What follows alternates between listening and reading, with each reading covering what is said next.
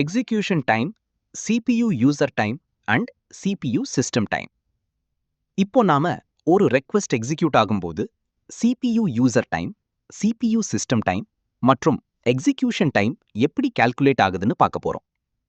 இதை புரிஞ்சுக்கணும்னா முதல்ல CPUவோட 2 எக்ஸிகியூஷன் மோட்ஸை தெரிஞ்சுக்கணும். ஆப்பரேட்டிங் சிஸ்டம்ல CPU 2 மோட்ல ஒர்க் பண்ணும். ஒன்று யூசர் மோட், இன்னொன்று கர்னல் மோட். நாம எழுதுற அப்ளிகேஷன்ஸ் எல்லாமே யூசர் மோட்ல தான் எக்ஸிக்யூட் ஆகும். உதாரணத்துக்கு Node.js, Chrome, VS Code, MongoDB, SQL Server இவையெல்லாம் யூசர் மோட்ல ரன் ஆகிற அப்ளிகேஷன்ஸ்.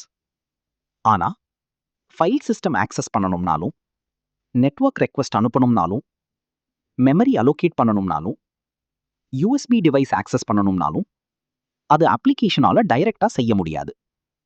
ஆப்பரேட்டிங் சிஸ்டம் கிட்ட ரெக்வெஸ்ட் அனுப்பணும். அந்த வேலைகள் எல்லாம் கர்னல் மோட்ல நடக்கும். ஒரு சிம்பிள் எக்ஸாம்பிள் எடுத்துக்கலாம்.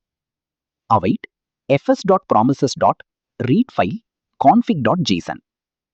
இந்த ஒரு லைன் எக்ஸிக்யூட் ஆகுறதுக்குள்ள என்ன நடக்குதுன்னு ஸ்டெப் பை ஸ்டெப் பார்ப்போம். ஸ்டெப் 1.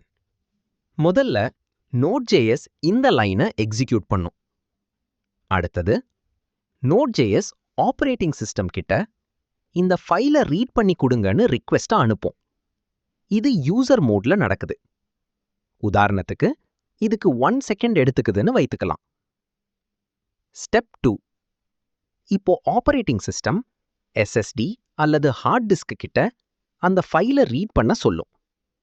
ஹார்ட் டிஸ்க் ரெஸ்பான்ஸ் வர்ற வரைக்கும் ஆப்பரேட்டிங் சிஸ்டம் வெயிட் பண்ணாது. வேற வேலை இருந்தா அதை கண்டினியூ பண்ணிடும். உதாரணத்துக்கு இதுக்கு 1 செகண்ட் எடுத்துக்குதுன்னு வைத்துக்கலாம். ஸ்டெப் 3.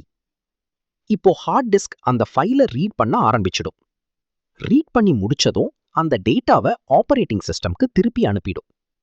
உதாரணத்துக்கு இந்த ஃபைல் ரீட் ஆக 5 செகண்ட்ஸ் ஆகுதுன்னு வைத்துக்கலாம். இதைத்தான் வெயிட்டிங் டைம் சொல்றோம். ஸ்டெப் 4. ஹார்ட் டிஸ்க் அந்த டேட்டாவை ஆப்பரேட்டிங் சிஸ்டம்க்கு திருப்பி அனுப்பியதும் ஆப்பரேட்டிங் சிஸ்டம் அந்த டேட்டாவை Node.jsக்கு திருப்பி அனுப்பும்.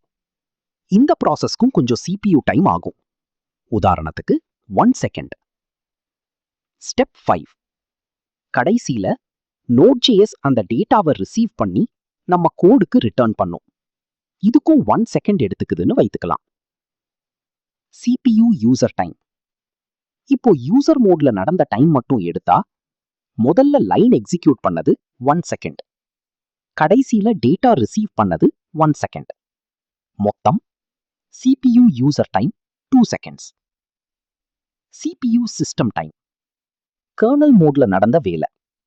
ஆப்பரேட்டிங் சிஸ்டம் Node.js கிட்ட இருந்து ரிக்வெஸ்ட்டை வாங்கி ஹார்ட் டிஸ்க் கிட்ட இந்த ஃபைலை ரீட் பண்ணுங்கன்னு சொல்லும். இதுக்கு 1 செகண்ட். அதுக்கப்புறம் ஹார்ட் டிஸ்க் அந்த ஃபைலை ரீட் பண்ணி முடிச்சதும் டேட்டாவை ஆப்பரேட்டிங் சிஸ்டம்க்கு அனுப்பிடும். ஆப்பரேட்டிங் சிஸ்டம் அந்த டேட்டாவை வாங்கிட்டு Node.jsக்கு ரிட்டர்ன் பண்ணும். இதுக்கும் 1. அதனால CPU system time 2 seconds. Waiting time hard disk file read பண்ணதுக்கு 5 செகண்ட்ஸ் எடுத்துச்சு. இந்த நேரத்துல CPU வேலை செய்யல, அது வெயிட்டிங் டைம். அதனால மொத்த execution time equal to CPU user time plus CPU system time plus waiting time. இந்த எக்ஸாம்பிள்ல 2 + 2 + 5 ஈக்குவல் டு 9 செகண்ட்ஸ். அதுதான் ரெக்வெஸ்டோட டோட்டல் டியூரேஷன். மெட்ரிக்ஸ் எப்படி இன்டர்பிரேட் பண்ணணும்? இந்த மெட்ரிக்ஸை பார்த்தாலே அப்ளிகேஷன் எங்க டைம் ஸ்பெண்ட் பண்ணுதுன்னு கண்டுபிடிக்கலாம். கேஸ் 1. CPU யூசர் டைம் அதிகமா இருக்கு, ஆனா CPU சிஸ்டம் டைம் குறைவா இருக்கு. அப்படின்னா நம்ம அப்ளிகேஷன் தான் அதிக வேலை செய்யுது. Heavy JavaScript logic, loops, sorting, encryption, algorithms இது மாதிரி கம்ப்யூட்டேஷன் அதிகமா இருக்கு. கேஸ் 2. CPU யூசர் டைம் குறைவா இருக்கு, ஆனா CPU சிஸ்டம் டைம் அதிகமா இருக்கு. அப்படின்னா ஆப்பரேட்டிங் சிஸ்டம் தான் அதிக வேலை செய்யுது. File system, networking, disk access, kernel operations இது மாதிரி சிஸ்டம் கால்ஸ் அதிகமா இருக்கு. கேஸ் 3. CPU யூசர் டைமும் குறைவா இருக்கு, CPU சிஸ்டம் டைமும் குறைவா இருக்கு, ஆனா டியூரேஷன் மட்டும் ரொம்ப அதிகமா இருக்கு. அப்படின்னா அப்ளிகேஷன் CPUல வேலை செய்யல, வேற ஏதோ எக்ஸ்டர்னல் ரிசோர்ஸ்க்காக வெயிட் பண்ணிட்டு இருக்கு. உதாரணத்துக்கு database query, external API, hard disk read, network latency இது மாதிரி. கேஸ் 4, CPU யூசர் டைம் அதிகமா இருக்கு, டியூரேஷனும் அதிகமா இருக்கு. அப்படின்னா request CPU bound, application heavy computation பண்ணிட்டு இருக்கு. கேஸ் 5, CPU சிஸ்டம் டைம் அதிகமா இருக்கு, டியூரேஷனும் அதிகமா இருக்கு. அப்படின்னா கர்னல் ஆக்டிவிட்டி அதிகமா இருக்கு. அதாவது நிறைய ஃபைல் ஐயோ, நெட்வொர்க் ஆபரேஷன்ஸ் அல்லது சிஸ்டம் கால்ஸ் நடக்குது.